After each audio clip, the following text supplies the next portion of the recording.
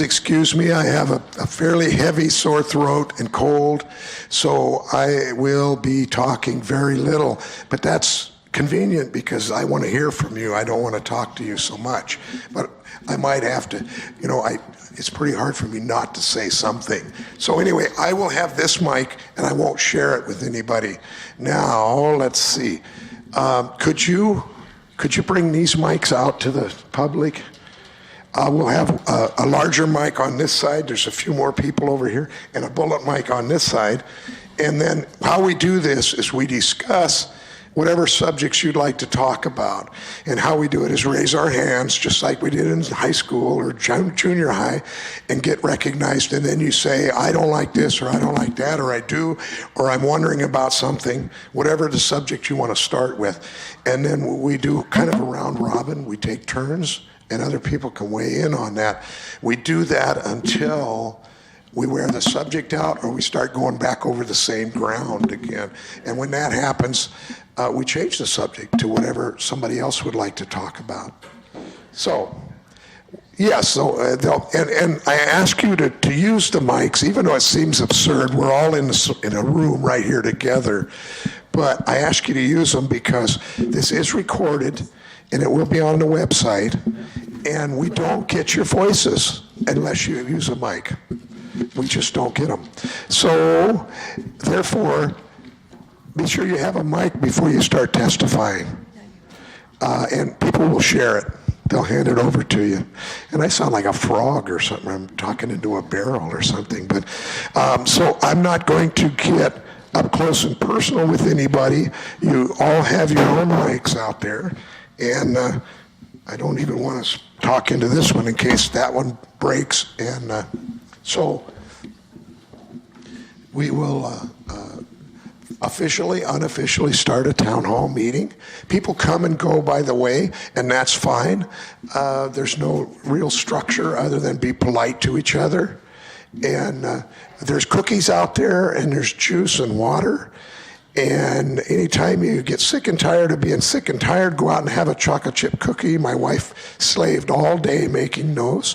So, and I said, it's too good for the folks down there. I said, we should keep these here and I'll eat them because I'm sick. And she said, no, you take them down there. So here they are.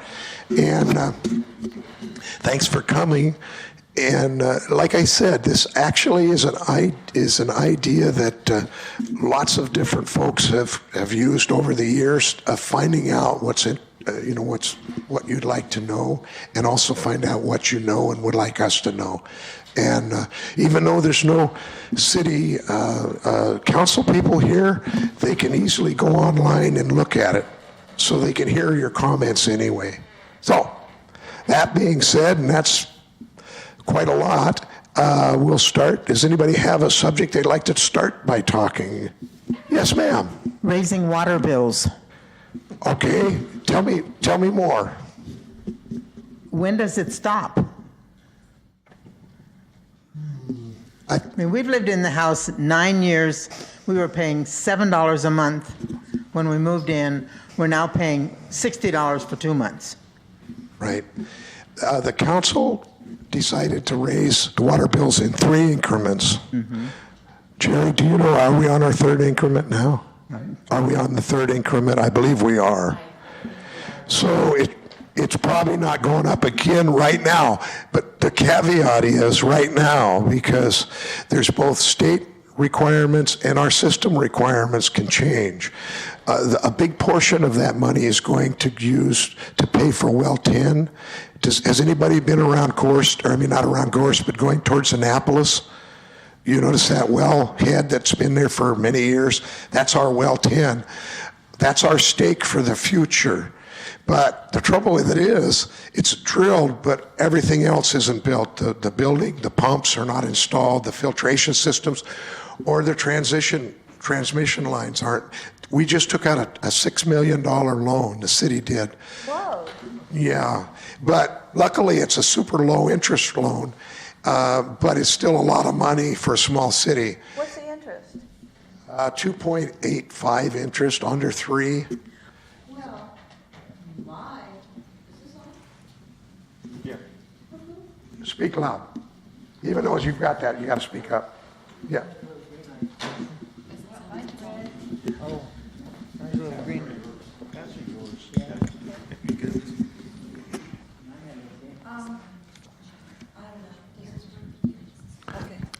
I would just like to know, our water bill went from $90 to $168. And I thought, well, it's probably because I've been watering a lot of plants. And then somebody says, no. And then this lady said, where's the cap? And then you said, there is no cap? No. Jerry, you had your hand up. I was going to say, first of all, everybody here probably has a different water bill because our system is set the first 0 to 3,000. Supposedly, Talk into the mic. the first 0 to 3,000 gallons, supposedly we're not paying for. We're just paying the money to get it from wherever it's coming from to our house. Then after that, if you use 5,000 gallons of water, the bill goes up in an increment. Then it goes from 5 to like 10,000 gallons of water. Your bill goes up for that. As you use more water, your bill increases. So, but our water is included with water, garbage, and I don't mean garbage, water, stormwater, and sewer system. And one of the things that I want you to know is it next week that the hearing, or What? 2 weeks from now, there is a hearing on an increase in the water bill and I think it's an increase in the sewer. sewer water. It's $13 for the sewer every 2 months and $7 for the water. But that increase works out to $10 a month for every month increase for the next 5 years. So that the first year we'll pay $120 more, then it's going to be increased $10 a month for the second year, so that's going to go up another $120. So we don't have to worry. No. That's not No, what it's she's going to be saying. about, like mine, I'm in the bottom tier, so I will go from paying about $700 a year for my water, sewer, and stormwater. I will jump up to $120 more the first year, $120 more the second year, $120 more the third year, $120 more the fourth year, and $120 more the fifth year. I got it. So, but the hearing is in 2 weeks, and that's one of the things that I would like to know when the city is coming up with a problem before they hire the consultant, because these are the costs that the consultant says we need to repair our infrastructure because it's so old here in Port Orchard, and to be able to repair all the water lines and things that, because some of them are over 100 years old, you know, and I know that that has to be done. But I would sure like to see that when they know that something's coming down the pike, before they hire the consultant, they bring us all in. We're a lot of smart people here in Port Orchard, and we start Yes, we are. saying, you know, what can we do that will help, and give ideas. And then they can go to the consultant and say, okay, here are some of the things and here are some of the ideas that have come out. Now, are these feasible or not? But the way it is, we're going to have a hearing in 2 weeks, and this is my opinion. It's not going to change a vote up there because they've heard this for now 2 or 3 years of consultant work, and this is what the consultant has recommended, this $10 a month increase for the next 5 years. And what we say probably won't make a lot of difference because it's at the end of the process instead of being at the start of the process. Thank you. But the hearing is a place to speak up. Right. And don't not show up and speak up because you think it may not work, because it might. They might hear it. The council might hear what you're saying and do something about it. Yes. What's happening on the stormwater, where I thought it was supposed to be looked at the individual property? If you questioned by a little cabin with a driveway and no property versus a big parking lot and all, to pay for this stormwater that My house personally, there's no stormwater ends on my land because we got a canyon behind us and the road in front of us. But yet we're still paying for that, and it went up, tripled up also. I've heard these comments various ways for quite some time, and I asked these questions to the people in the utility department, and it's not that they're charging you for what your stormwater does. We have a stormwater system clear across the 12 square miles of Port Orchard, and we all have to pay for that system. There's areas that are really, really in bad shape for stormwater. May not be on your street, may not be even where you know it. Have you seen flooding downtown when we have storms? We have stormwater issues downtown, but we all have to pay a percentage to help fix. So just because you don't have a stormwater problem, you're not paying for something just for your property. You're paying for the overall system, stormwater collection system. Who's paying for all of the empty stores? Downtown, Kmart, all the stores that are empty. Yeah, it's still Do on your owners tax get bill. bills on them? Yes, it's still on the ownership tax bill. I pay $1,200 every 2 months. I grumble for sewer, water. Could you get a mic, please, back? Oh, no, that's. No, we can't record it. And the voice recording doesn't work unless you speak into a Anyway, mic. but no, we pay. Speak right into it. We please. pay, okay, that's okay, I got one. No, you don't have to worry about paying, it's, I grumble. I don't think we let anybody slide that I know of. You know? We being the utilities. Okay? Any other hands?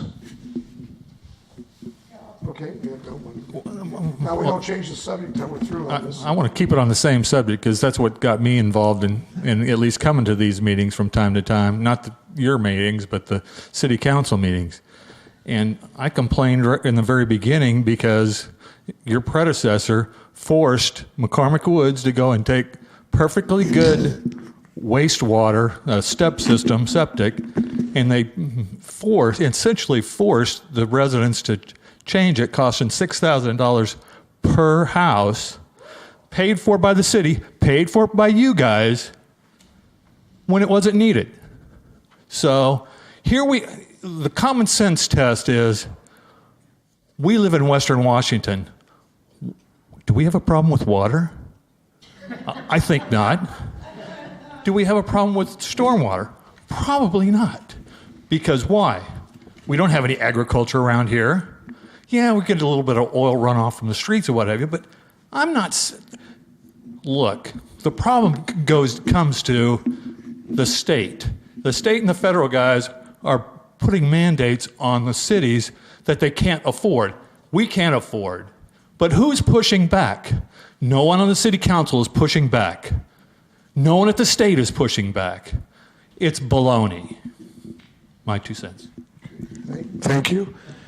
Anyone else? I was going to say there's like $34,000 a day fine if the city is not demonstrating that they are working toward solving the storm water problems.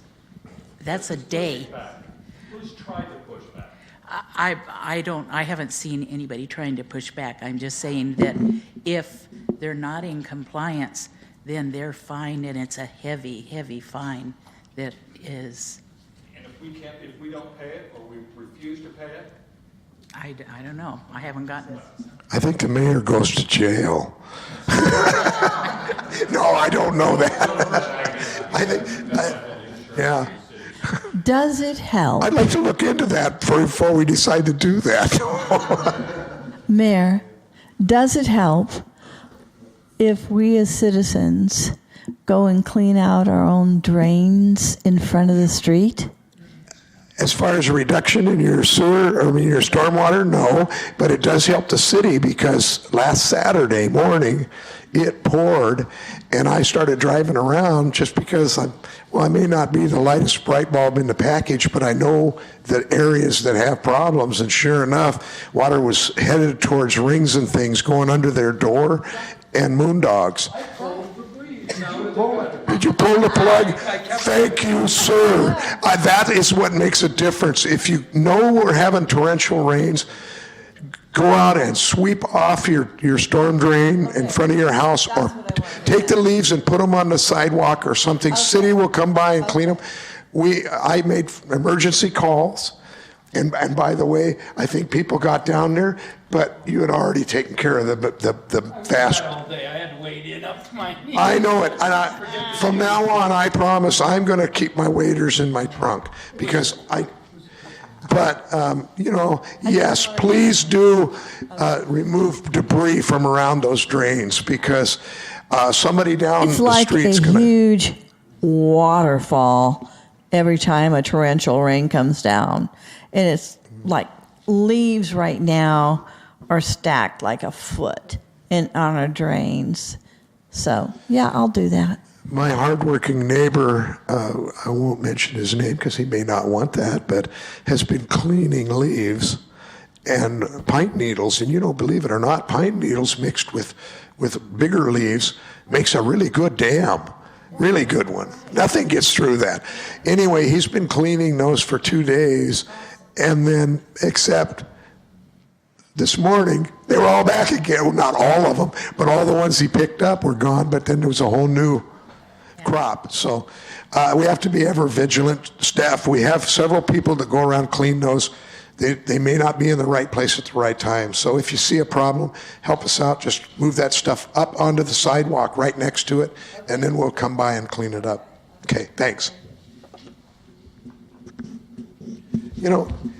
Are we ready to change subjects? Could somebody hand this gentleman a mic? I've been told by several people that the county, and I could be wrong here, but include that I've been told by numerous people that the Kitsap County is trying to pass something that they can go onto your property without your permission. My question is my comment is that that actually happened to me, where the city went onto my property and went into my property and started taking pictures without me being present and getting permission from me. They actually went inside my place, and that actually then another month later, they did that too to me. They went into my property without my permission, and once again started taking pictures. Can I get your... City or county? It's city.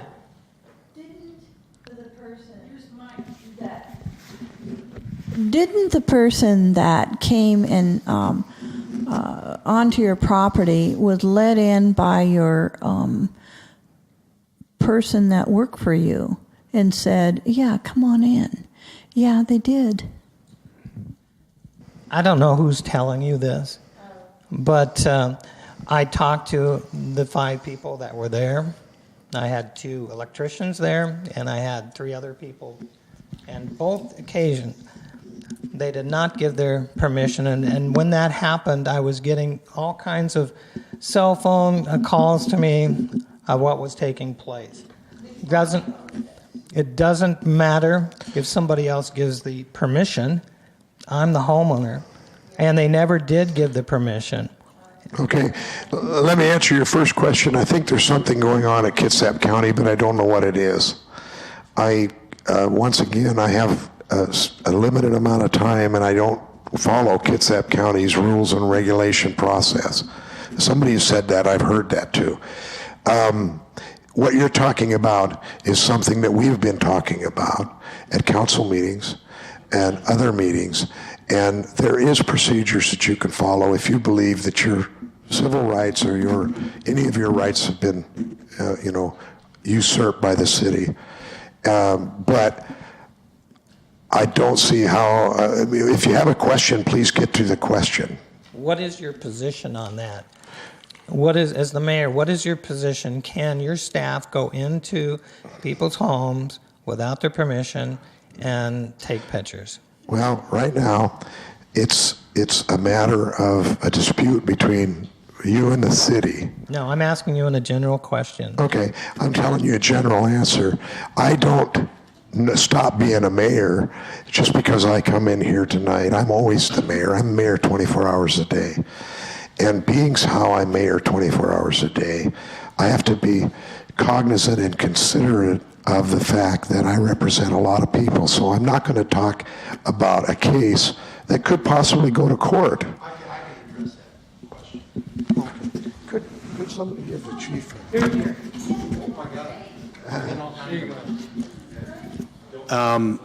I can address the question. You came to the Lincoln, or to the Port Excuse Orchard. me, I'm asking a general question. Yeah, I'm going to answer the question. And the question is, just based on what you're saying, can somebody from the city just go walk into somebody's house without permission? The answer is no. Okay. You came to the department, you wanted a police report. We took the police report, we conducted an investigation, we forwarded the results of the investigation to the prosecutor's office, and to my knowledge, we haven't heard back from them yet. So there is, you had a grievance process here for what you say happened. I didn't make any judgments, and I asked an officer to come in and take the report and do an investigation. We followed our procedures. We forwarded the report to the Kitsap County Prosecutor's Office for review. And so that's where that's at. But the answer, the short answer, if you just want to say, can anybody walk into your house, the answer is no. But then you also have to look, okay, what are the actual facts? Every instance is different. We have to look at those things, and that's what we've done. So really, that part of this whole conversation has really been answered. What has been answered? Well, I answered your question about whether we could just walk into your house. Right. That was the first thing. And the second thing is you made an allegation against a city employee to the police department, and we did our due diligence and took a police report, did an investigation, and forwarded it to the prosecutor's office. So I can't really comment any further than that until the prosecutors make some kind of decision on what they want to do.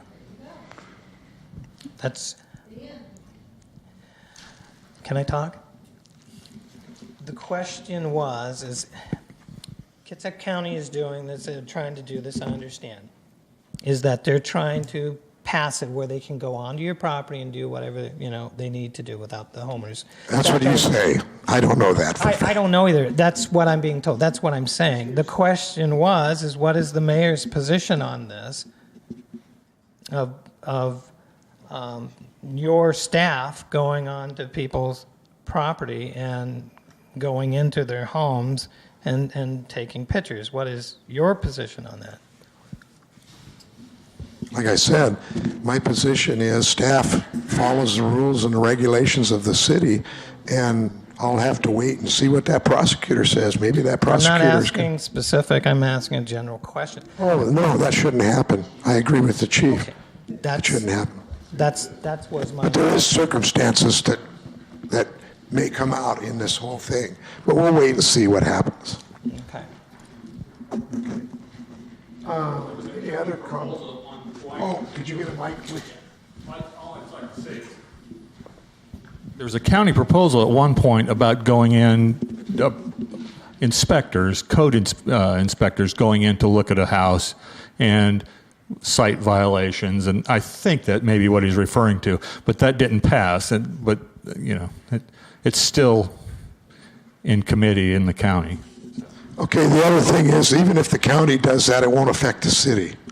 A county can pass something like that, but it would take an action from the city to disallow or to allow something like that. So, There's a complaint filed or something maybe this week. right, we'll go through the process. You got a new subject for us, or?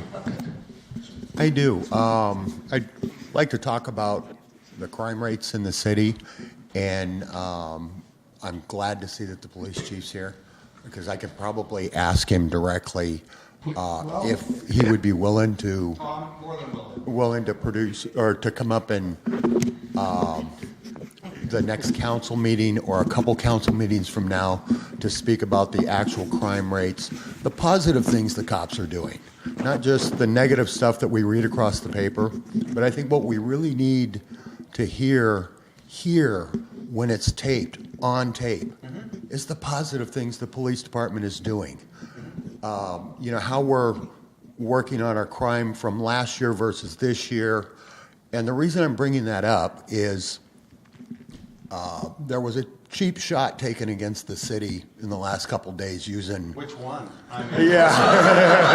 I see them all. Believe me, I follow all There of was this crime rate thing that came out from some magazine called Road Snacks.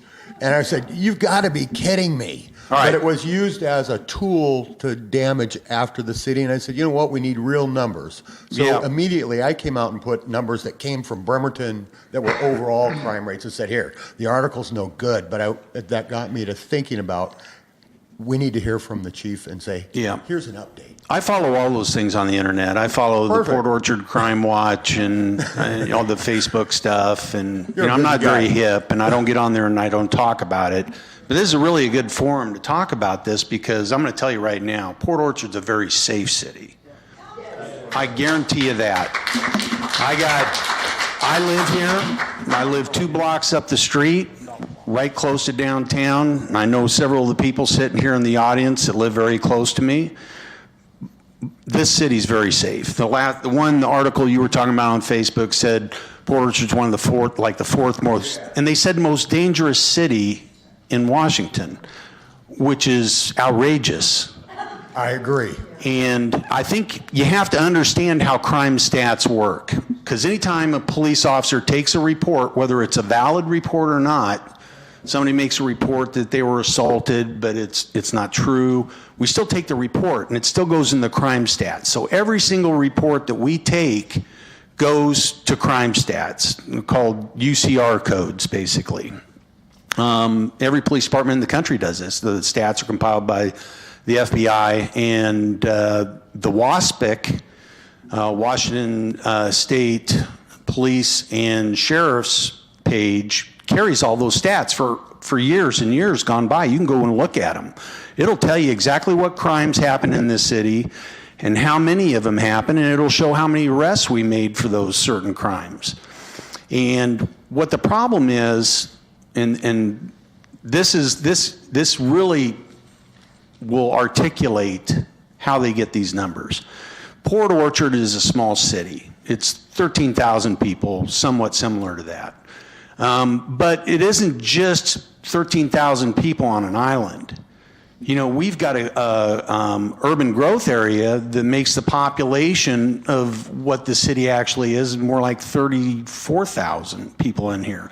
And those people are being serviced by the box stores here, and they come here, so they're coming in from the county. Well, so does crime. And so if you take Port Orchard and you put it in an isolated spot, maybe in eastern Washington, by itself, the crime rate would drop dramatically, because the way they figure the crime rate is they take the number of crimes, no matter if it's a homicide or if it's a shoplift. Every one of those crimes counts as a number. So they take the total number at the end of the year and they figure out how many crimes per 1,000 residents you had. And ours ends up being high, and it's always going to end up being high because we got a lot of people that are around Port Orchard. Another thing to consider is not all crimes are the same. If you take one of the biggest customers of my police department, and I've got nothing against them, is a big box store here in town. We go there a lot for shoplift. And I don't complain about it. Now, sometimes my officers do. I'm going to tell you the truth, that sometimes they complain that they go there way too much. But they supply a big tax base to the city. They're a big supplier to the city, and they're good to the cops, too, because they give us grants from time to time to get equipment. So they deserve our service. And we do things to try to impact that. But if you take that box store out of the city today and just shove it outside the city limits, we wouldn't be on any list. Now, does that make you feel safer? No, it doesn't. It doesn't make sense. Correct. Does the Kitsap County Jail also count if there's a crime that happens? there, does Yes, that happen yes, against those go on that? our crime stats. We work all the crimes in the jail. If there's something that happens up on the hill in the courts, that's the Port Orchard, we take that. When people get lodged in jail and they leave in the morning with their bags and sometimes commit a crime on the way out of town, we get that. And believe me, I've been there and I've helped the officers when they're arresting people. So there's a lot of things that come into play here. But if you go to those, look at the crime stats, and we haven't had a homicide here since 2008. And we have so far this year we've had what are classified as 10 robberies. Only one of them was an armed robbery. And that was at the theater a couple weeks ago. We got the guy under arrest down in California. We're bringing him back. We have a really good success rate of arresting people that do that. But we've only had one armed robbery this year. I mean, we got lots of quick shop type places. I mean, they have armed robberies every night in Tacoma. I don't know how they score better than us. I just can't figure that out. But I encourage you to go look at the website, look for the crime statistics or the FBI statistics, and look at the most important ones, like the serious assaults, rapes, armed robberies, things like that. We don't have very many of those. And when we do, we really have a good clearance rate. The cops here are doing a great job. And one thing that I brought here, I'm from Lincoln, Nebraska, and they had a really good community-based policing program. And, you hear this stuff on TV. They talk about community policing. We're going to put the cops out there on the street and they're going to shake your hand and say hi to the kids. And that's not community policing. That's not. I mean, they can tell you it is, but it isn't. And as far as I know, Port Orchard's the only police department in this whole area that does real community policing. I require every officer on the street to do 3 projects a year.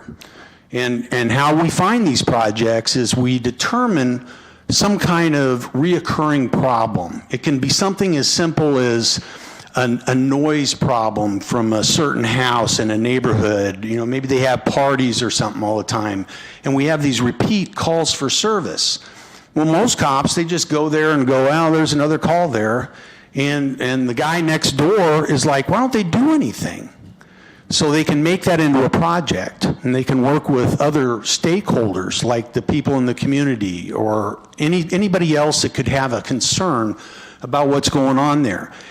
And their job in this special project, the community project, is to solve the problem. So we don't have calls there anymore. And so the people next door don't have to call all the time. Some of our projects aren't even crime related. There was a poor person that had some problems with her house, and there was so much stuff in the house that she couldn't actually live in there. And I know this was on the news at one point, and officers came in on their days off and recruited people from the military to go over there and clean up that property. And it wasn't completely successful, but it wasn't from a lack of effort. So every year, since I've been chief, we've done 60 of these projects, minimum every year. And they're true projects to solve a problem. And where the community comes in is that the officers are reaching out to the different stakeholders to say, come help us with this. Let's work together. That's how you get these relationships. It isn't by just going handing out cards on the street and shaking some guy's hand every once in a while and saying, I'm Joe Cop and, I'm here to be your community guy. That doesn't work. We've got a great program here, and we really do a good job with that. So check out the WASPIC website, WASPIC, right? Right. I just Google it, so it comes up. But it's not too hard. It's not too hard to find if you go in there, and it'll have the crime stats for every year, and it'll show you that Port Orchard's a great city. It's got a great police department. It's got great police officers. They work damn hard, I guarantee you. I got a total of 23 commissioned people, but that includes me, a police commander, and 3 sergeants. and all the rest are basically the 2 detectives. So basically, you're getting down to where you got about 16 cops that are patrolling the streets of Port Orchard 24 hours a day, 7 days a week, 365 days a year. You do the math, figure out how that works. I'm still trying to. But I'm going to tell you, honestly, and another thing, our response times in the county are probably right at the best, if not the best. And I tell my cops, if somebody wants to see a cop, they get to see a cop. If they want a phone call, that's fine. But, if somebody wants to see a cop, we're going to go.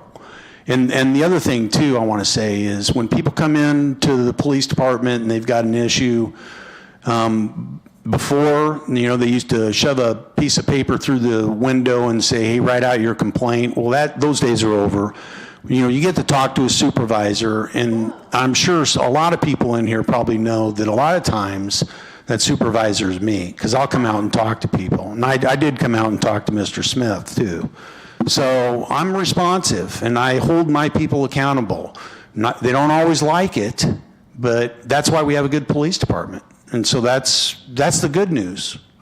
And as far as the bad news goes, I really don't have any, other than those stupid internet things that, yeah, they are offensive. I wanted to ask you, a few years ago, we heard that the jail was not going to release, like they were releasing prisoners at 12, 2 in the morning, and then there's no way to get out of town, so they're left wandering, and then things start happening. And has anybody recently tried to get them to say, if they can't release them by 7, so they could get the last ferry out of town, because we don't have bus service, we don't have ferry service, so they're stuck here with no way to get away from us. There is a legal process for releasing people from jail. Sometimes people get booked into jail and they can leave after they've been booked. It doesn't happen very often. It hasn't been a huge problem since I can remember. Our bigger problem is when people are brought here from out of town and they're dumped off in the jail, and then when it's time to go home, some of them don't. And that can be a problem. And we get some of these nuisance crimes downtown, and we end up lodging them. But it's not a huge problem. It's not a huge problem. Quick question. Yeah. Wait, you got to have a mic, though. Come on, you got to. Has the school reached out to you or the city with regard to any issues? Just because of all the violence in schools now. I don't want to know any specific plans or whatever, but have you got worked with them and thought about it? You're talking to the guy that can answer specific plans right there. I'll give you a specific answer to that. My background, I've been in law enforcement for, I think, 35 years now. Lincoln Police Department in Nebraska for 27 years. 20 years I was on a SWAT team there as the team leader. So I was very aware of these active violence occurrences, not only in the schools, but other places as well. And what a lot of people don't understand is it's not a SWAT team that's going to fix that problem. And I knew that a long time ago. I revised our policy when I first got here in regards to active violence.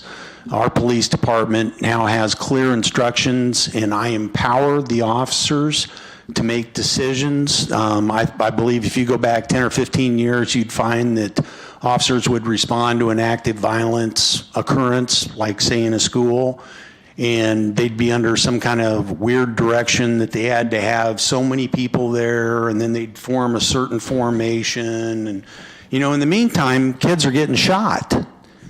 And so my officers know they're not only well trained, they're well equipped, and they've been empowered by the chief to make a decision to save people's lives.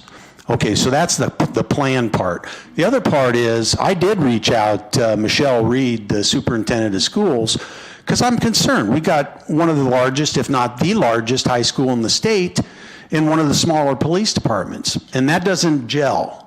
So I knew we had to do other things, and I'm real big into preventive measures. So we've talked. ongoing. In fact, I meet Michelle Reed every single month down at Whiskey Gulch. Sometimes she buys me coffee. Whiskey Gulch, that's a coffee shop, I want everybody to know. But we do meet on a monthly basis, and it's not our surrogates. It's she and I, we sit down and we talk. As we speak, there's a group of individuals from the school system and the police department that just went down to the Salem area in Oregon to a training seminar. And basically, what the seminar helps you do is establish a threat assessment. And that's a big part of this. If you have a good threat assessment system, not only can you identify threats, but people know that you're paying attention. And so we're in the early stages of doing, and we've been doing kind of threat assessments on an ongoing basis, but now we're going to have a more formalized process, and we're going to have people better trained at that. The Salem-Keizer area has had this for probably 15 years, if not more. They're the experts. They've got a book out. It's called Student Threat Assessments or Threat Assessments. I bought the book. I was very enlightened by some of the things that they were doing. And it kind of comes back to like the whole policing projects we do. I'm just going to give you a brief synopsis. If you have a kid that's in trouble and maybe makes some statements or does something, rational people have to look at that and say, is this really a problem, or is this kid just take a couple bites out of a cookie and it looks like a gun? We don't just throw everybody out of school, because that can be a trigger for somebody. And so you have to realize what it is you're actually dealing with, and then you bring in your stakeholders. There's a lot of people. There's juvenile probation, there's the police, there's psychologists, there's kids at mental health. I've reached out to all those groups, and they all said, yeah, we'd love to be a part of this, so that they can help review some of these incidents before something happens. Because you all know, you watch the TV and see when these incidents happen, and then a few days later, it all comes out that they were on Facebook, or they sent notes to everybody, don't come to the lunchroom because I'm going to do something stupid. I mean, that's the information we need. And we're not going to crush everybody that makes stupid mistakes, but we're certainly going to investigate it and try to get people in there that can look at the positives in some kid's life and the negatives. And what you try to do is minimize those negatives and enhance those positives. It's an easy process. You just got to set it up, and you got to have people like the police, the schools, kids up mental health that are willing to participate, and that's what we're doing. And it's big, and I haven't talked much about this, but it's going to be good for us. It's going to be really good for us. Thank you. Let me just say one thing, if my voice will hold out. I've talked to the police about a month ago. Actually, it was a couple of weeks ago. It was the first time I had a chance to talk to quite a few of them, because like the chief says, they work odd shifts, night shift, day shift, swing shift, weekends, sliding shifts. You can't get them all together in the room because it's just the nature of the beast. But I personally told the ones that were at the room, and I've told the chief time and time again, I am very, very proud of this department. I maybe don't say it enough. At one time I said, I want to show, we had some pictures of everybody that works for the city, and I says, I want to show these pictures to everybody. And the chief said, no, you don't really, because police officers aren't, don't need their pictures out there. So anyway, but I want you all to know, and when you go and say something to somebody else, say how proud you are of our police department, and give them a hand. For the ones that aren't here, would you?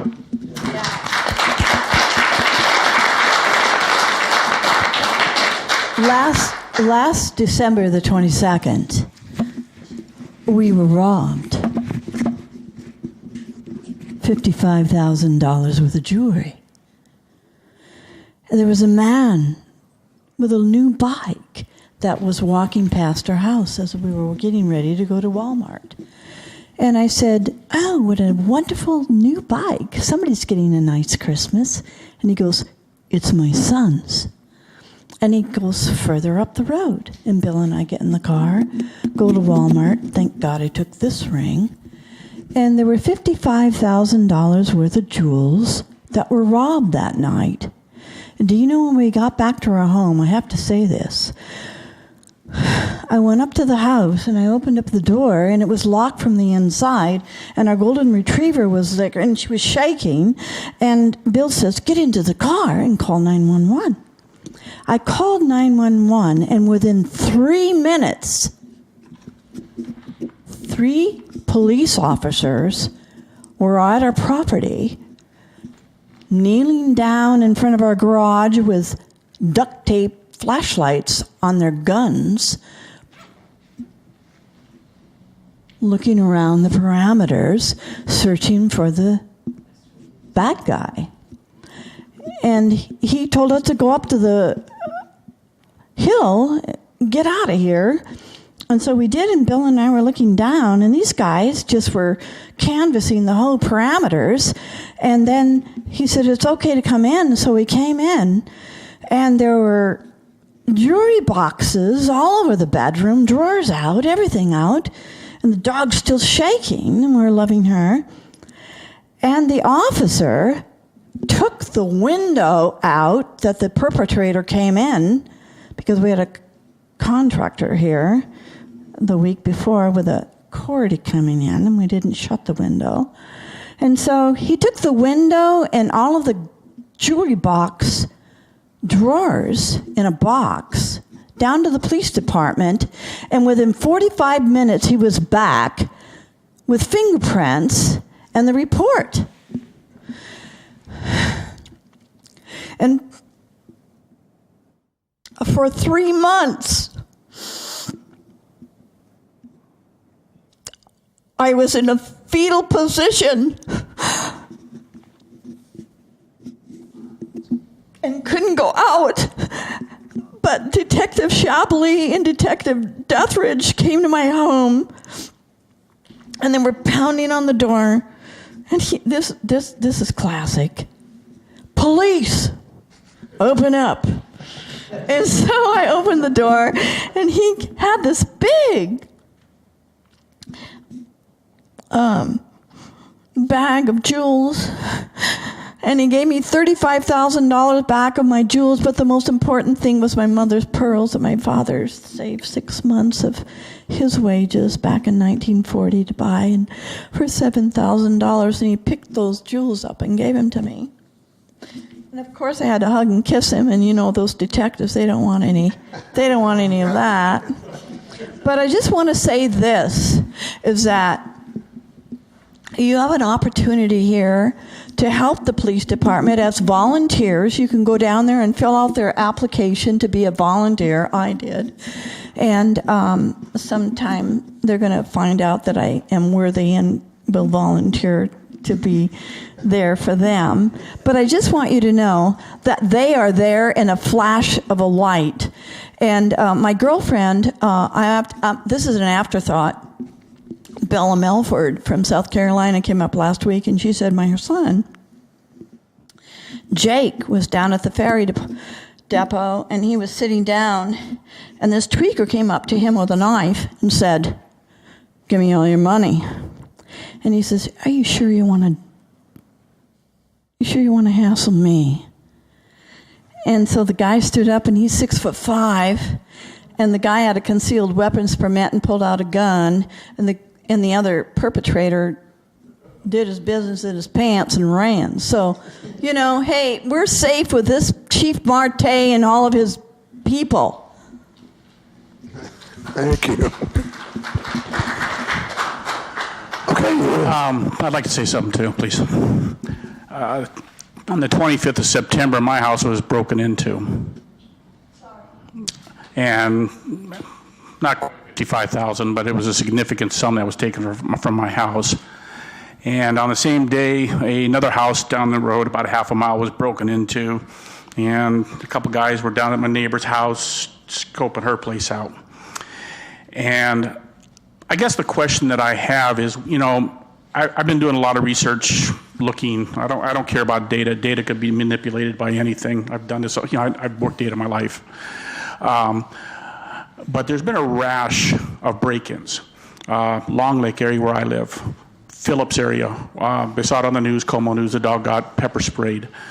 Wildwood, Glenwood, in that area, break-ins going on. So we're seeing an uptick going on here. And the one thing other than the Como TV report is I couldn't find anything that would, kind of give notice to the citizens of the Port Orchard area, Kitsap County, South Kitsap area, letting them know, hey, that, some of this stuff's going on. Be vigilant, keep an eye out kind of thing. As soon as I calmed down, because I had surgery that day, I was out in the forest looking through things, and stuff. I was getting mad enough, so I started posting posters out on the stop signs where, people take their kids for the bus stop just to let people know, and I got a lot of thank yous for that because they were not aware. Go farther down, they were not aware. You go to the Kitsap or the Port Orchard Crime Watch, the Kitsap County Crime Watch, you go to, some of these sites. I actually had to sign up for Facebook after avoiding it all these years. And it seems there's more awareness going on in Facebook than in the community. I guess the question I have is what venue or what things are out there that I'll let people know that this stuff is going on, because this is an uptick. I mean, this is like 2 here, 4 here kind of thing going on. Okay, There's a crime watch that Chief Marte and Fred Chang and all of us have in our neighborhood, and I'm sure it's available to you. Yeah, there's a crime watch. There are crime watch signs all through the area. Not much activity going on. Like I said, I had to visibly walk down the street talking to neighbors.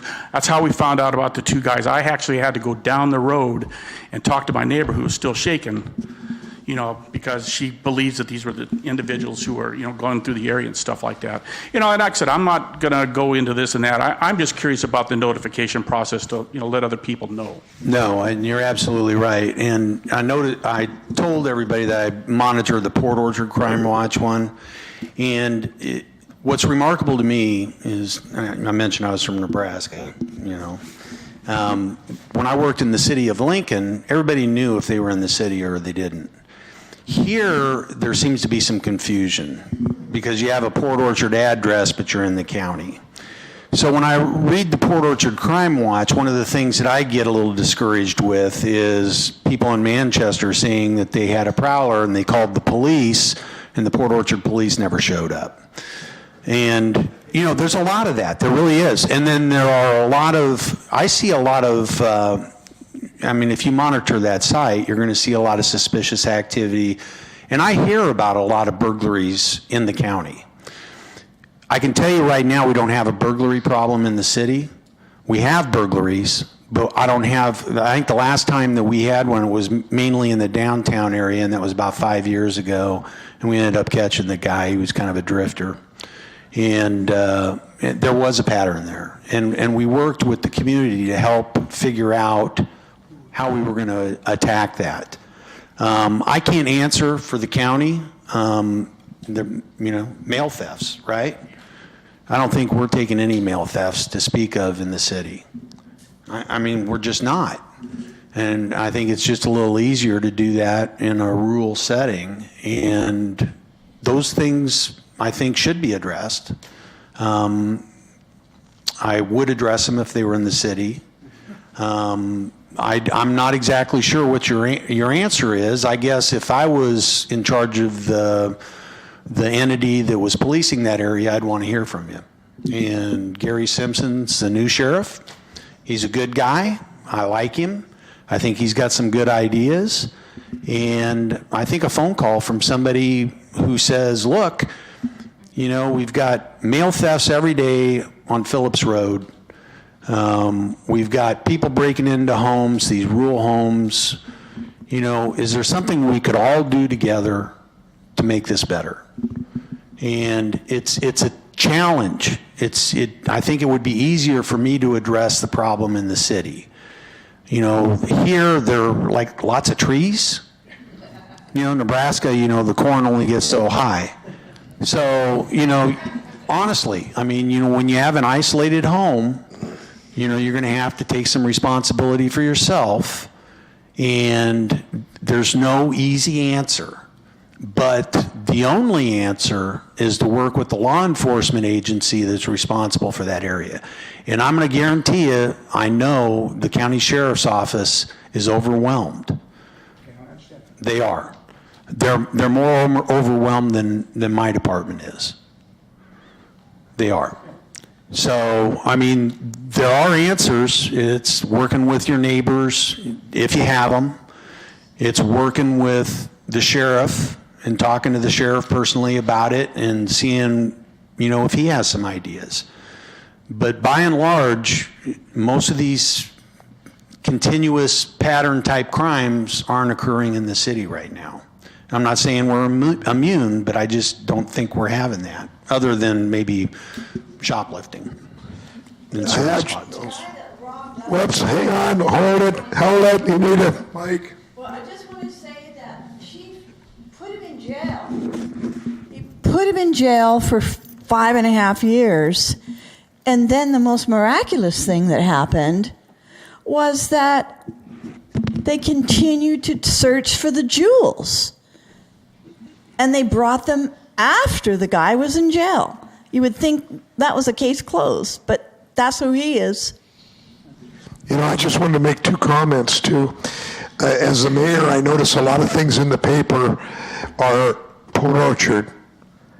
It happened in Port Orchard, and then they go da-da-da-da-da-da-da-da-da-da. And as you read it, it really didn't. It happened in Olalla. They always say it happened in Port Orchard. It happened in Port Orchard. Now, to a degree, it's kind of cool to always be in the paper unless it's negative, and that's about half the time, so that's not cool. So I always encourage the papers to say, if it's happening in the unincorporated area, maybe they should say it happened in South Kitsap, not Port Orchard. So we're working on that. But a lot of times we get some bad press. And I agree with you. It sounds like you have a pattern. But the places that you named, 4 of those aren't in Port Orchard. They're in South Kitsap. So it sounds like there's a pattern in some parts of South Kitsap that my chief can't really handle. I go to CINCOM meetings twice a month. And it's 911 CINCOM. And I talk to chiefs and fire chiefs and police chiefs all the time. And you know what? They're a great bunch, but the sheriff really doesn't want to be told how to run the county by a Port Orchard police chief. They work together to a degree and work well, but you have to respect jurisdictions. So, by the way, they all work really well together, and you can call over the line if you have a problem.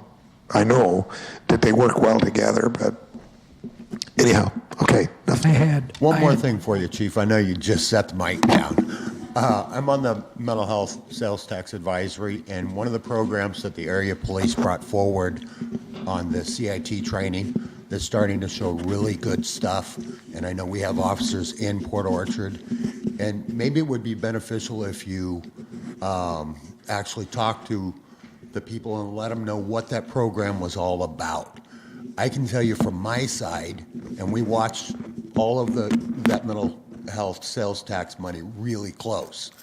What they're doing through the CIT is probably one of the most effective things new coming out for the police departments, and they're doing a great job of it. So don't think you're not getting your money's worth, because you're getting it and a bunch more. And I'll let the chief explain the program for you. Yeah, through the meetings with all the chiefs, we meet on a monthly basis, the chiefs, the state patrol for this area. We started talking about the sales tax money, and one of the biggest problems that is truly, truly tragic is that a lot of people die at the hands of law enforcement because of mental health issues. And you can't really blame the police officer in most of those cases where they're confronted with a weapon or something and the person has mental health issues. So we talked, well, what can we do? And officers, by and large, get a large amount of training in mental health issues, but we wanted to take it to the next level and create what we call crisis intervention officer program. And so every department brought forward several officers that would specialize in some of these incidents, where they could actually respond if there was somebody in mental health situation that was in crisis, so that hopefully we could avert these deadly encounters. That's the ultimate goal. But, you know, it goes much further than that. Unfortunately, in this country, since I've been a police officer, more and more responsibility for crisis management and mental health encounters is thrown on the police. Why is that? Because we're working 24 hours a day, 7 days a week, 365 days a year, and we answer the phone. That's a big one. It is. Now, Kitsap Mental Health, I haven't had a lot of experience working with them, but they seem to be a good organization. They're working with us on this project. We have a lot of officers that are specializing in mental health. We're getting them additional training. It's a focus for our departments, which is a key. When you get something where somebody's in a crisis situation, you may realize, maybe I'm not going to a crime in progress, maybe I'm going to a crisis in progress. And that's a key thing that you need to know. And I learned that lesson a long, long time ago. And so I think Kitsap County's way ahead of the curve from most places. We know it's an important issue. Nobody wants to lose a son or daughter because they were mentally ill. But sometimes when people go out of control, who are they going to call? They can call a lot of different agencies, but who's going to come? And it ends up being law enforcement. We're the front edge of that. And so we need to be prepared. We have to understand. And I think in some of those cases where a death may result, that can be averted. Maybe a lot of those cases.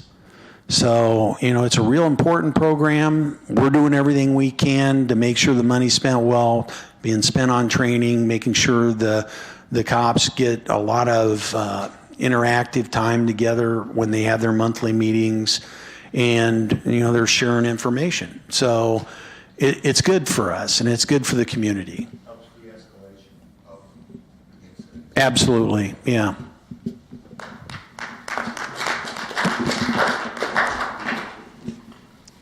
Okay, change the subject. Go ahead. This side hasn't had a subject yet. Oh, okay, well, maybe it was the same. I had heard something about the Myries building, old thing, possibly having they intimated at the merchants meeting. Is that something that the city is working on, or that there would be some changes down there to that eyesore? I'm pretty much hearing the same thing that everybody else is hearing. It's not officially. I don't know of anything official. I don't know of any building application or remodeling application that's came through. But, you know, I was kind of being facetious or trying to be funny when I said a comment a few weeks ago about being in an ivory tower, and then it got blown out of proportion. What I meant was, when you have a city of 80 people and they're all about taking care of business for the city, I don't often talk to the guy that's taking care of Van Zee Park, and I don't get to talk to maybe even the code enforcement officer. I really wait until the department head comes to me and instructs me or tells me. So to a degree, you might say you are separated a bit from what the day-to-day operations, but I've heard some of the reports I think you're referring to, that somebody said they talked to somebody and they said they were going to do something. That's well and good, but once again, I always remind people, be careful if you saw it on the internet, because nothing is ever said on the internet that's not true, right? I'm tempted to take a paintbrush out there. I've got several 5-gallon buckets of paint. There's been some volunteers. How about the picture paper that somebody put on there? With the pictures on. With the pictures. Really cool. I have not been able to find out who did that. And I think, huh? Bobby did that. Oh, okay, well, you know, I asked around and nobody knew anything, and I thought, well, whoever did it really did, you know. Part of the conspiracy. Yeah, yeah. That's a problem, and you know, there's been a lot of people volunteer, want to paint it, want to do something. Keep in mind, it's private property. I know. And the city can't go in and do anything on private property. If we did, we'd have to do it for every private property. Either do it for all or do it for none is the way we look at it. So, is there any other comments about Myries? This is an opportunity if you have something new or... I also read that, and they were talking about the council or somebody was looking into establishing some regulations, some controls requiring the code as to what could be down there and all. That's true. That is true. It's not directly related to Myries. It's a code thing. Our code is woefully inadequate on derelict buildings. And so right now, staff, the experts in the room, and I'm not the expert in the room, but staff, and that's the planning division, and the attorney, city attorney, are working on a code that will not only address something like Myries, but all things that are derelict.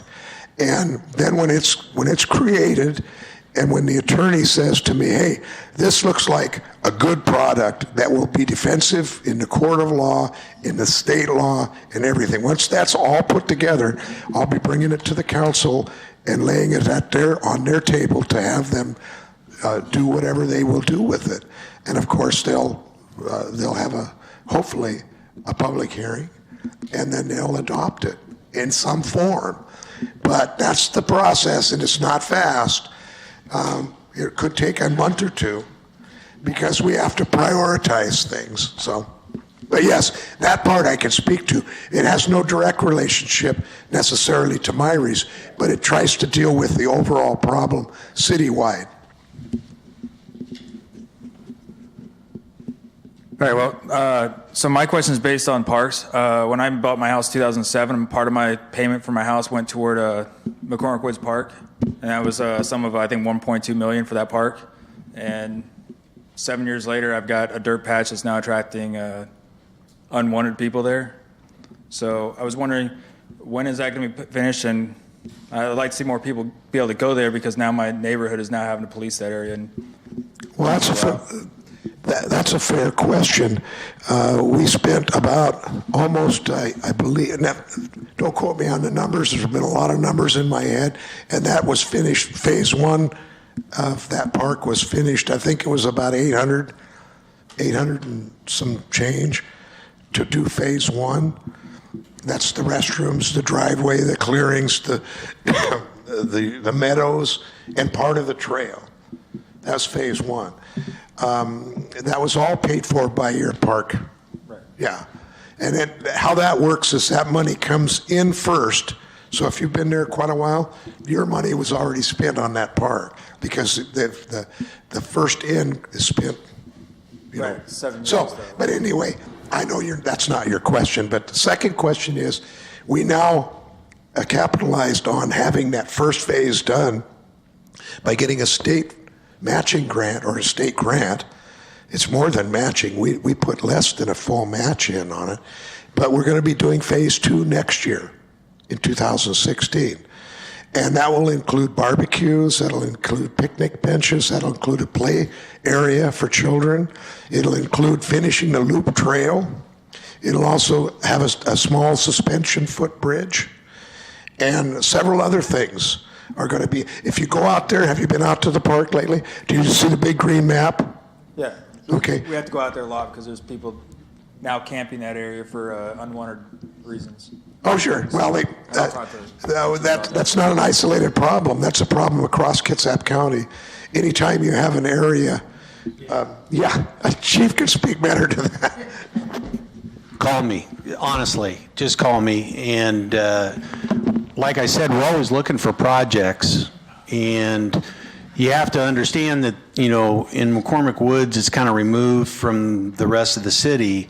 And sometimes it's always not prudent for the officers to be out there when there's not a lot of activity and activity downtown.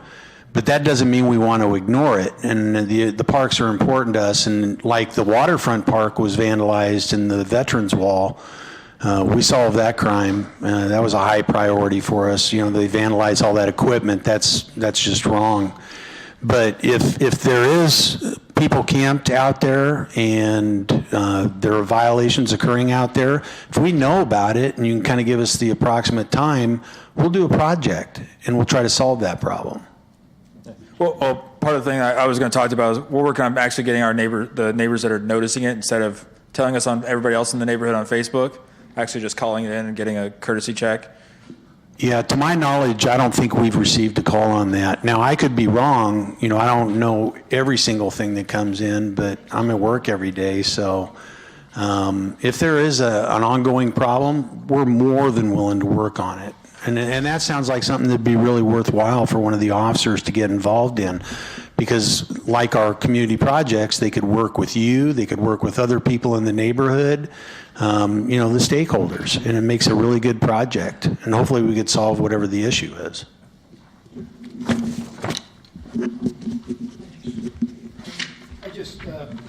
I just had a letter that I got there where the property manager down there at Myrie's, they were said that the managers or the owner of that property is waiting for a change.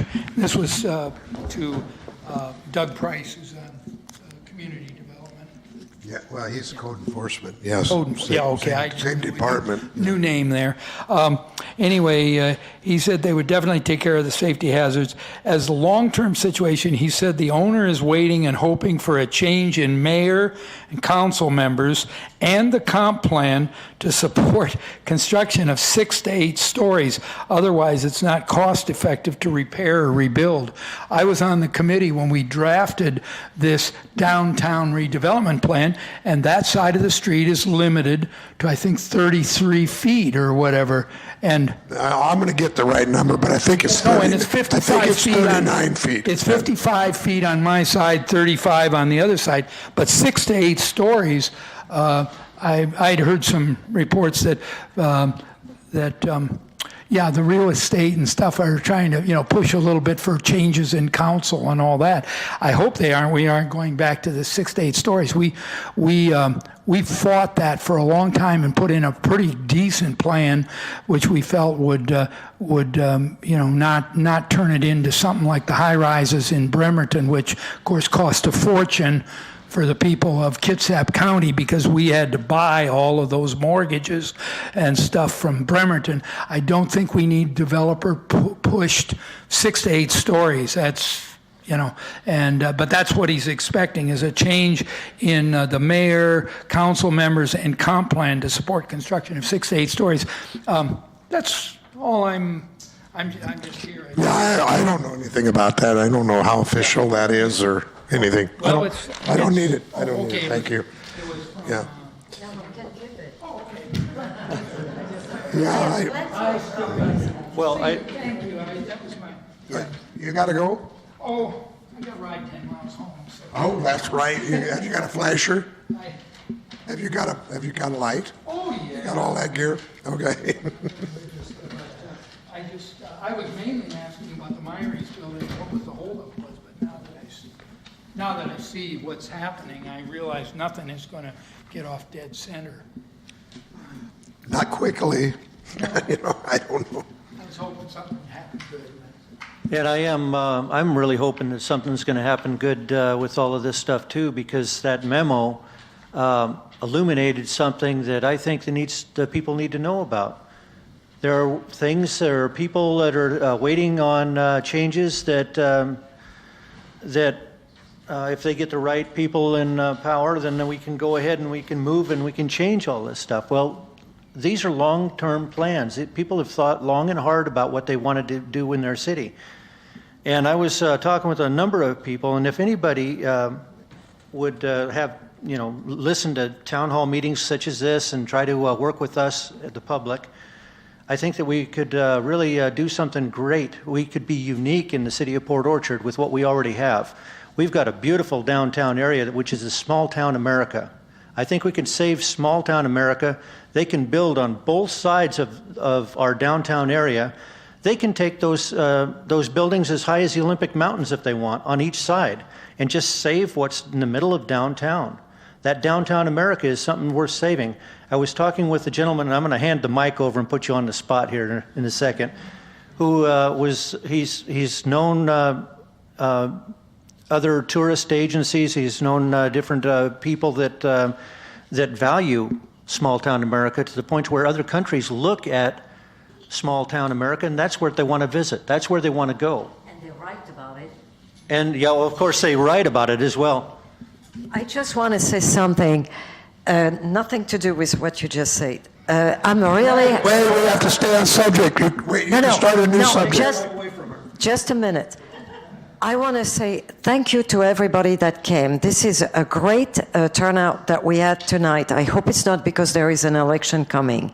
And once again, I want to thank Fred Chung, our city council member that is always there, has always been there. And I am sorry that the others that are so much for transparency are so transparent that they're invisible. But thank you, Fred, for being there, and I hope you're going to have a lot of other city council members that are going to come next time. Okay, now I'd like to hand this mic over to the guy who told me, and he really opened my eyes about this. Good evening. My name is Jonathan Reed, and I was talking with Vance about the opportunity with small town America. In some of my experience, I'm actually in the process of starting a venture capital firm myself, and I'm very much familiar with international investors, some of which are along the same lines of Dr. Samadpour, even in in Dubai especially.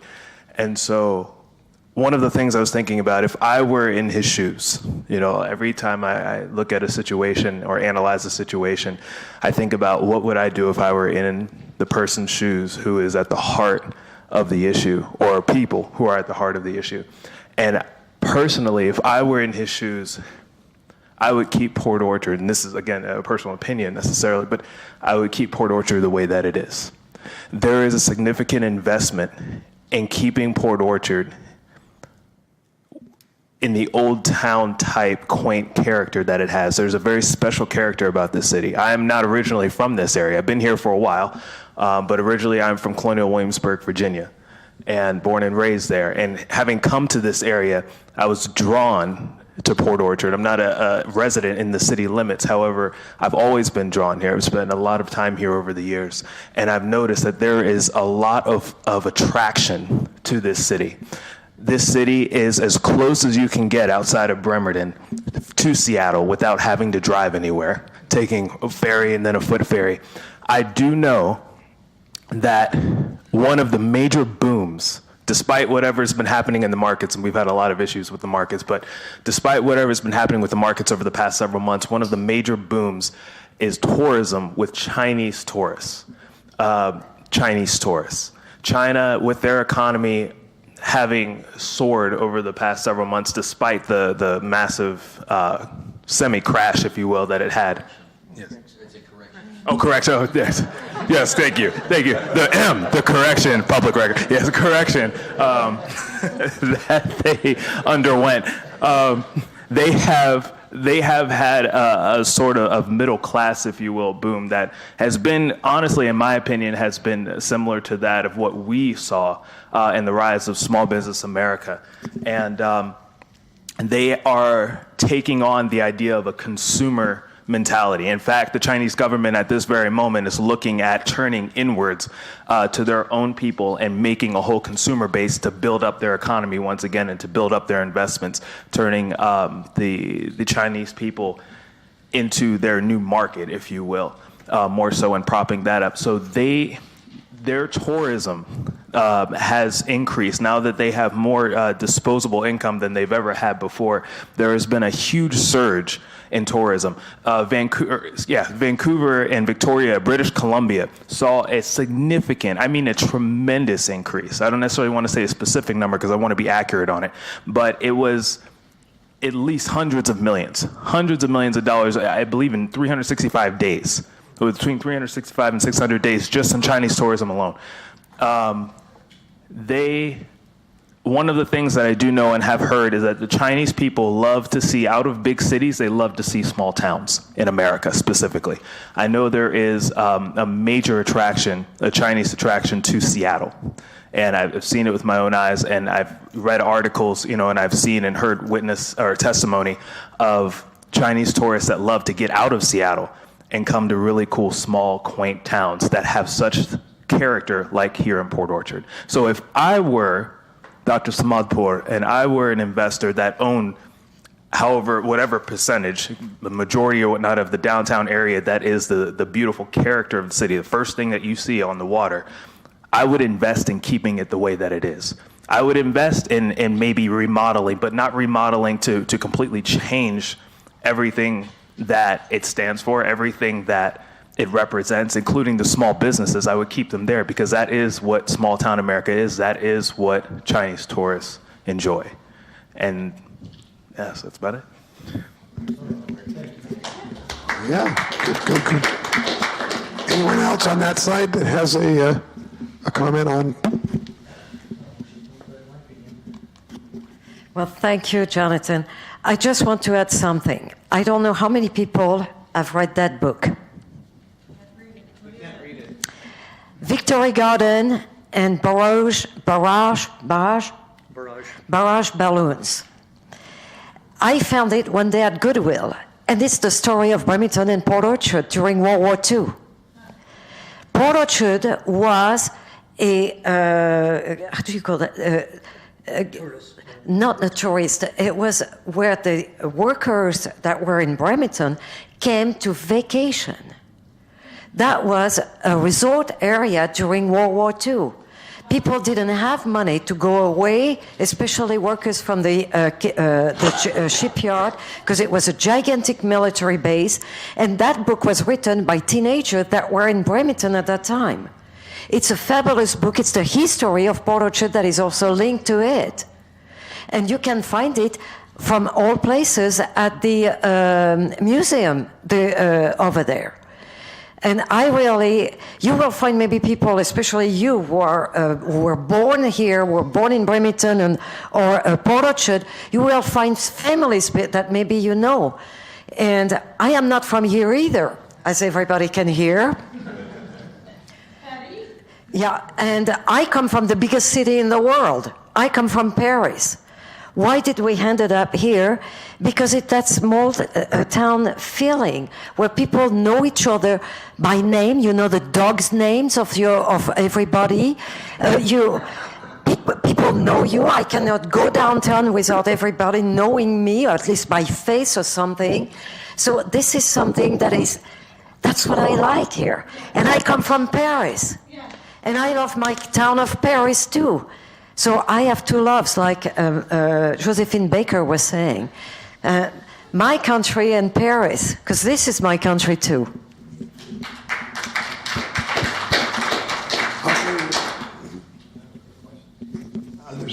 There's a mic right there. I guess it's kind of based on this. I came to one of the council meetings, and it was a lady. Is that turned? It was something about Monopoly for Port Orchard. Yeah. Does anybody recall that? Yeah, we have that game. I paid for that. And I kept looking at the lady. Why do you have to talk to the mayor? Oh, it's. There was a Monopoly game for Port Orchard, and this lady was promoting it at one of the council meetings. And I'm trying to get in touch with her because I paid for the Monopoly game. It's Sharon King. Sharon King. How would I get in touch with her? Pardon me? I think you can get a hold of them at the Chamber of Commerce, or you can go, down that building in the Chamber of Commerce.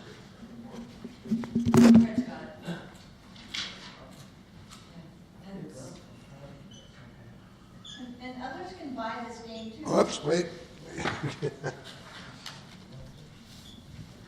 I'm just saying that others can buy the Port Orchard Monopoly game also. You just have to contact Sharon King.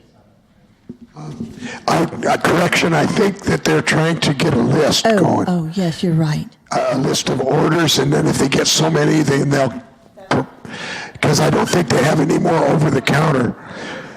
This gentleman has his, I hope it's still there with his name on it. Yeah, you'll get yours if you get a hold of those. Yes. Cedar Cove hasn't hurt Port Orchard a bit.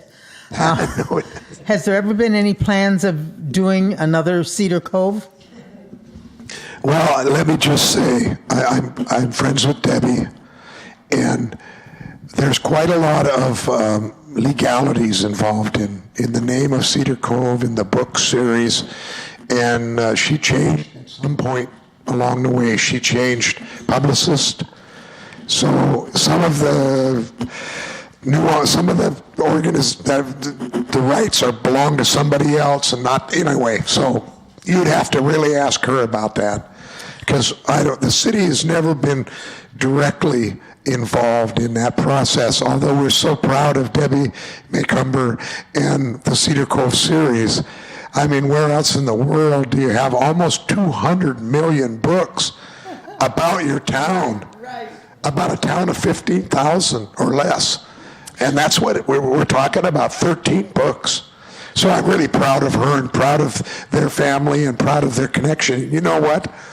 Her and her husband came to Port Orchard in the 70s, and when they first came here, they decided to live here because they love Port Orchard too. And if you don't love Port Orchard, you better not tell Debbie, because she'll take you to task. She will. Debbie and I swim together almost daily, and I was talking to her the other day about Cedar Cove.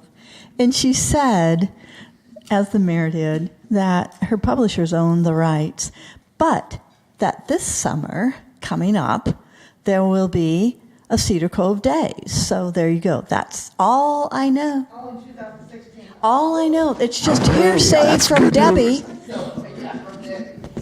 I'm really excited then. Tell her when you see her, I'm in for whatever I can help on that. I told her when I gave her your keychain that she didn't get from you, but from me, from you.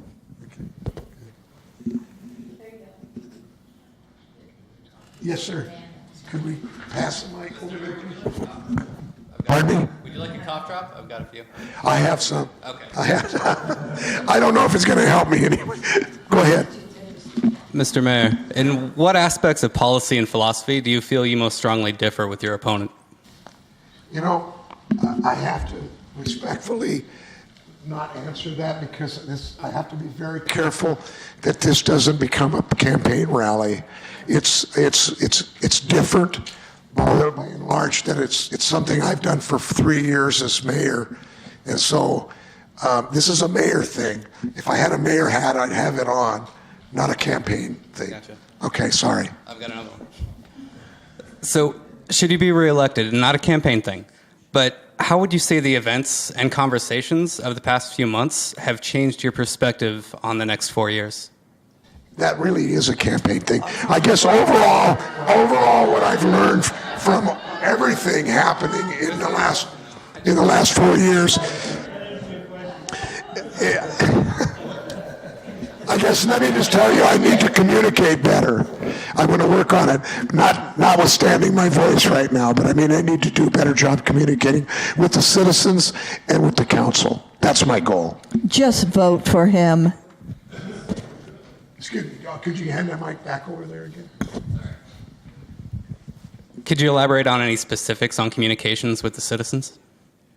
Well, I'm always looking at you. I would love for you guys to make suggestions right now, because town hall meetings are fine. I love to have them here.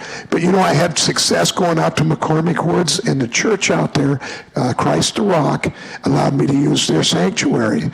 And I had a town hall meeting, and I had 300 people, and most of them from McCormick area. So I'm thinking about doing that. The only downside to that is we have a videotape here and good microphones. When I go outside of here, then I don't have that advantage. And I like to have these recorded for posterity and put on our website. I really believe that we need to get things out to people, to the people in the community. So, any other suggestions? I'm open to them. Better communications suggestions are good things. Am I on?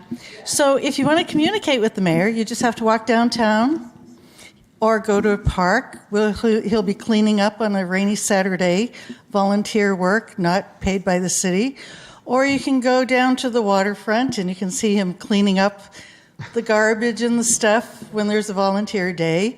Or you can go see him downtown talking to the people at a coffee shop. Or you could go downtown, see him walking any place. Or just any place here in Port Orchard, he's communicating with people on a daily basis. And he's had these town hall meetings for the last several years, every couple of months. And everybody's always been invited to come. The council has been invited to come. Fred Chang usually is here. And so really, it isn't the situation where you have to find him. He's available.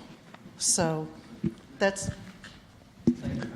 I just wanted to make a brief announcement. Consider this a commercial break, but the city does have a website. How many of you have web access? Does everyone have pretty much? Sounds like 80%, but not everybody. For those of you who have web access, we have a website that has some information. I would suggest that you sign up for the newsletter. Sign up for the newsletters. You also get emails announcing meetings from the city clerk.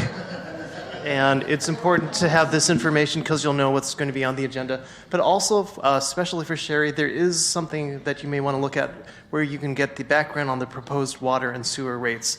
There's a lot of information, and I would encourage people to definitely find out more about this topic. Thank you.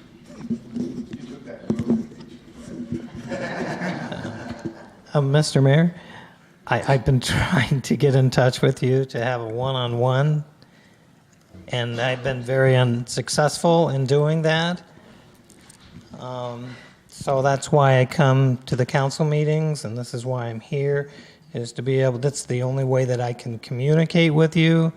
I would sure love the opportunity to talk to you sometime so I can explain to you some of the concerns that I have.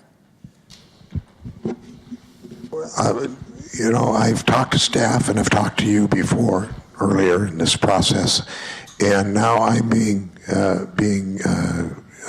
given advice to not talk to you because we don't know where this is going to end up, and it could possibly end up in litigation, and therefore it's been the advice of counsel to me not to get in a one-on-one conversation about whatever's going on.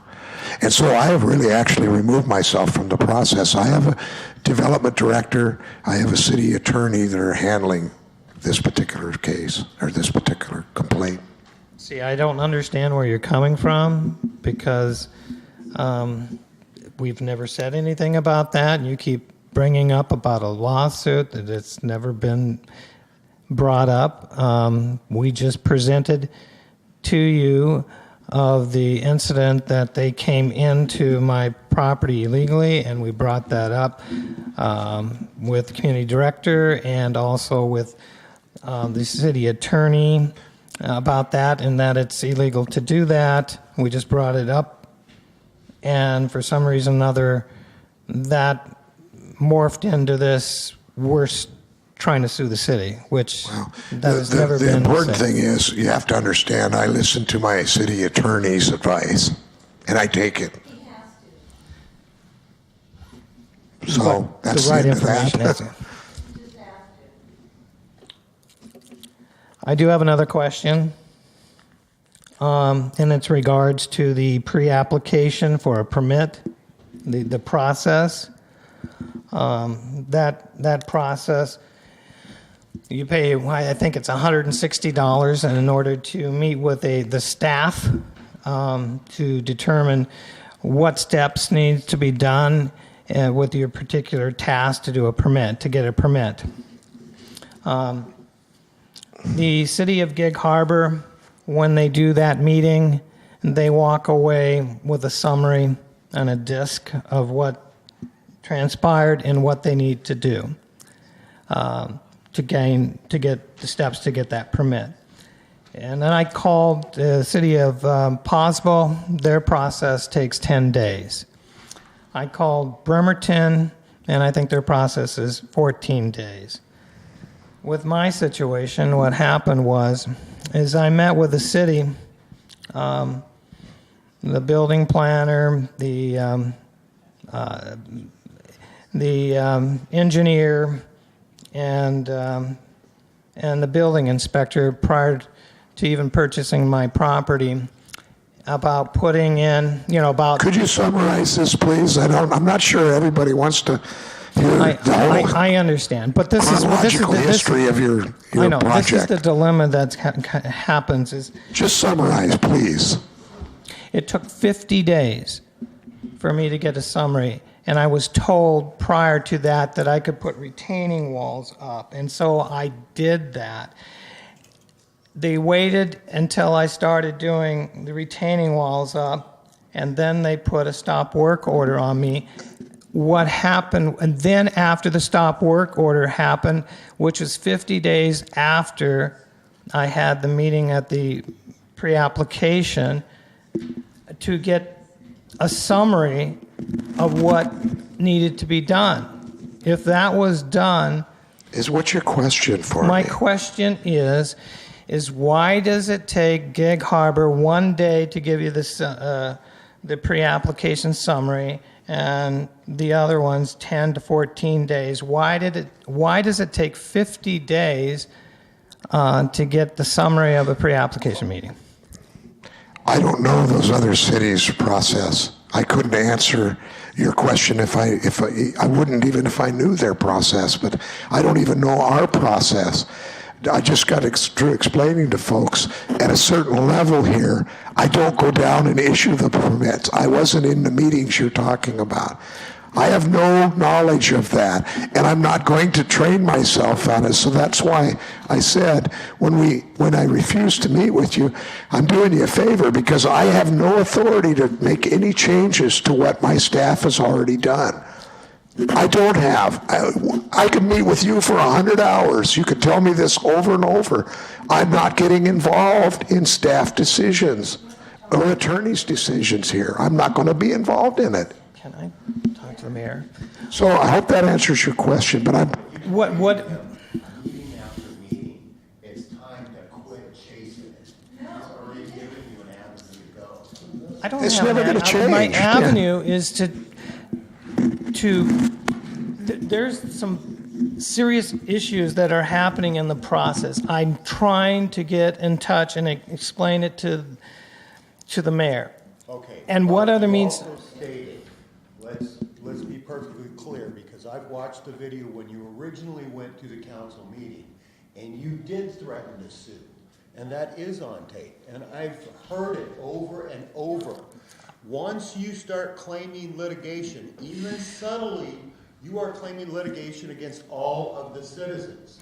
Now, you're trying to force him on camera to take a position that he's already told you that he has legal representation. He has people that are experts, that they must deal with you, and he's not going to. So you shouldn't show up and start blowing up every public meeting because he can't talk to you. He's been advised by his attorney not to. So quit trying to run him through the ringer just because he won't speak without his attorney. It would be stupid on his part because he represents all of us, not just him. There's liability to that. You need to go through Mark Dorsey or the city attorney. It's that clear. They've told you that from the council, they told that from the mayor, and they keep telling you. You can't beat him into a corner any further than you already have. Are you done? I have subject. I have never If you can show me the tape where I said that, that would be great, because I have never threatened the city, to the city. No, you show it to me. Show it to me. What is my recourse so that I can simply talk to somebody to say, this is what happened. How do we correct it? I recommend you talk to your attorney. I have talked to my attorney. Okay, that's all I can tell you. Is there another subject out there? I just want to say something on this. You know, one thing you have to keep in mind is we have a planning department for a reason, and they're supposed experts in what they do. Now, not everybody's going to be happy. I guarantee you that. I know how some of these processes work, and there can be glitches. Some processes can sail through, other processes, there's kinks here and there. But I'm going to tell you, without a doubt, that the mayor can't change that. And the council members can't change that. You know, they can listen to a complaint to a certain extent, and I think we all in this room understand that you have a grievance, but the proper forum to address that grievance is through a legal process. Because if the mayor or the council step in and try to accommodate somehow, they can be liable civilly. And it's a big risk. And he's the mayor, he's not God. He is the mayor. And the mayor has certain responsibilities. But when you start reaching into legal issues, that's where the mayor and the council really shouldn't be involved. And you say, well, where do I go? That's where you go, the legal process. That's how you get it solved. And maybe you got screwed somehow, I don't know. But that's what people do. When you don't think you got a grievance, you got to go through a legal process to solve it. That's the answer. And I would really encourage you to do that. It does no good to beat up on the mayor, the council. You know, your grievance is with the planning commission or the planners or the code enforcement. You know, when you brought your grievance to me and you thought it was a criminal thing, I listened. Personally, I listened. And I acted. And I had an officer talk to you. So I've done everything I can do. But at this point, you know, you need to talk to your attorney and find out what options are open to you. Okay. The mayor is responsible for his staff. He controls he's the ultimate control.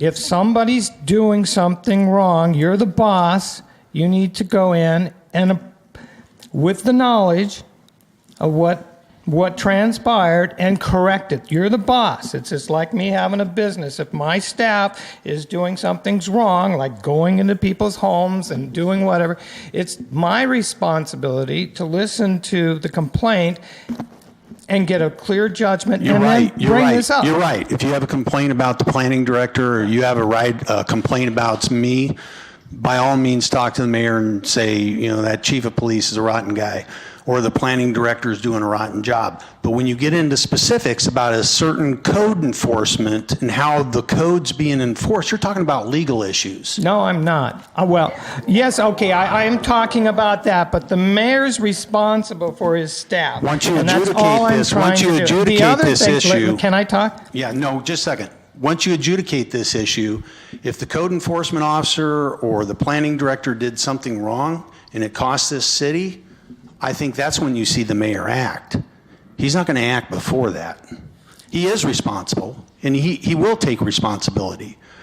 But it's going to have to go through a process. He's not the judge and jury on how these codes are enforced. You're going to have to go through the process. If the city did something wrong, it's up to him to fix it at that point. I have never threatened to sue the city. If I was going to sue the city, why would I come here without my attorney? Have you ever seen my attorney here? If I was going to make That's any kind of point at this Well, point. it really has no bearing on anything. I've been advised. So what I'm getting at is I've been advised, and I shouldn't do that, and I'm not going to do that. So is this what I'm getting from the mayor and you and the police chief, that I need to sue the city? Is that what you're saying? I think you should consult with your attorney. No, is that's kind of what the next process is, which I do not have never anticipated. And is that the process you want me to take? Because I have no intention. I never did want to, and this is the feedback. What process you take from here is your business, not mine. Well, that's the feedback, and that's the feeling that I'm getting from this. Okay.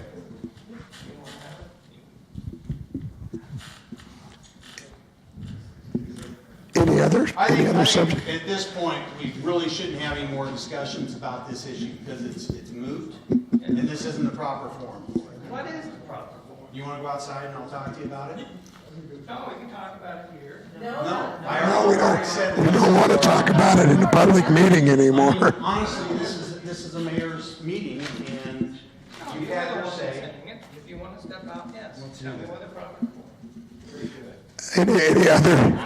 Any other comments?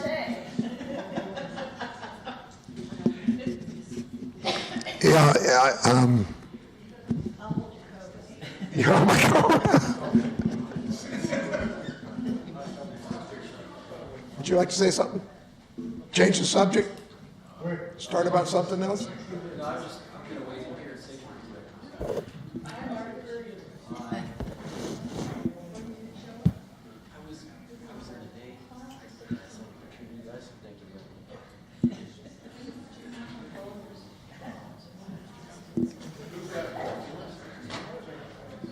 Jerry has a mic. One of the things that we talked about earlier today was that I would say at least 5-6 years ago, the council was contemplating another form of taxation, and it was taxation on going to the movies. And so one of the things discussed was that Carolyn Powers was the head of the Parks Department, and she would not vote for putting a tax on, it's called an admissions tax, unless the money was designated to the Parks Department. And so I don't think it builds up very quickly, so the money hadn't been touched. And I know that the pathway is under Parks and Recreation, but when that was put through, it was for parks. And I guess when it was signed, that word recreation was put on the document, or I don't know how it happened, but never in that discussion was recreation. So the council last year robbed that fund and put it on the walkway. And I can see now that that could happen quite frequently, and the parks are going to be robbed of something that she wanted a source, because they took the money out of the general fund that was for parks frequently so that the parks could never be improved. And I was just wondering what could be done to make sure that that money stays with the parks and not under recreation, because I'm positive that the word recreation was never discussed by that council, but when it was put into, whenever it was signed by the mayor at that time, it had the word recreation, so now they can use it for a lot more things. I want to investigate a little bit and go back through the archives and the records to find out about that. It's really difficult, where you and I, as a private person, can say, well, I know I'm going to need a roof, and so I'm going to put $500 a year in for however many years, so I have enough money to buy the roof when it comes along. It's quite a bookkeeping system here that we have, and carrying money over from year to year it seems to be problematic and take a lot of staff time. So there's many different working parts that I need to check on, but I would like to have Alan Martin help me understand what I don't understand about it, and also have you and Alan and I sit down and talk about this, because if you would love to, it sounds like you would like to recommend to council that they do dedicate a rock-solid dedicated account, and then legally speaking, because how we're speaking a little bit about illegalities, I know there's some legality out there too, and I have to talk to our city attorney, that says you can't encumber future councils with actions, monetary actions today. So I'll have to have her weigh in on it too. But it's a weighty subject, but I see what you're getting at. It's not fair to have something earmarked and dedicated and then taken back and used somewhere else where it wasn't even dedicated for. So. Well, I guess maybe it's a trust issue on my part. When things are passed by the council and then it takes the mayor signing it, but to me it never comes back to the council or for people to see what actually was signed. And so I think, and I know it's me and trust, but I am pretty darn sure that not once during all of that discussion was the word recreation. See, I've gone through this with Alan before, but because the word recreation was added on to that, it can be used for anything now. Because I brought it up as soon as I heard in the budget that it could be given to the pathway. I brought that up. Well, then a simple solution would be ask the council to remove recreation from the account and see if you can get 4 of the council to agree with you. Well, I guess I'm just wondering how the word recreation got put in and it got signed as, a rule or regulation, a code or whatever. Well, you have an approximate date when that happened, right? So that. It was whenever it happened. Yeah, I mean, I don't have a date on it. It was when the emissions tax was put in. Oh, okay. All right. Well, we can do a search for that, and I can see who signed it and what it said when it was signed. But it sounds like Alan said it said Parks and Recreation. Right. That's what I'm saying. Yeah. See. I don't think recreation was ever mentioned in the discussion. That's going to be difficult. I don't know what I can do. Word against, Yeah, I don't. Okay. But I know Carolyn was not going to sign that, and she convinced the others to put it toward the Parks Department because they were taking the money out of the Parks Department. Oh, yes, I know she was is still very protective of Parks money. Anybody want to comment on that? No? Okay. But I'll continue to work with you to see if we can get some of the answers for that at least, and maybe a path so you can ask the council to dedicate it better than what they have been. Mayor, I'd like to represent the American Legion here in Port Orchard and just say that thank you for all of the stuff that you did for the Boys State and taking those kids around and showing them that stuff. We had the opportunity to go to the young professionals yesterday, and it reminded me that I need to reach out to them and as the American Legion and contact those people and let them know about this Boys and Girls State program. And so I'm going to be passing that information over to them about what you did and how you showed them around and about what our program is here in Port Orchard. And we will be getting more involved. And also I thought that with the American Legion, we're going to have in 2019 will be our big centennial 100-year. And that is going to be something we'd like to do something really big. And if there's a way to get a park dedicated towards the American Legion, I've also reached out to the VFW, and we'd make it like a kind of a veterans park. And I know that there's that Clayton Park, but is there another area that an opportunity where we might be able to have another park here in the city and dedicate it towards the veterans? It would depend on the council, and you'd have to start with the council property subcommittee.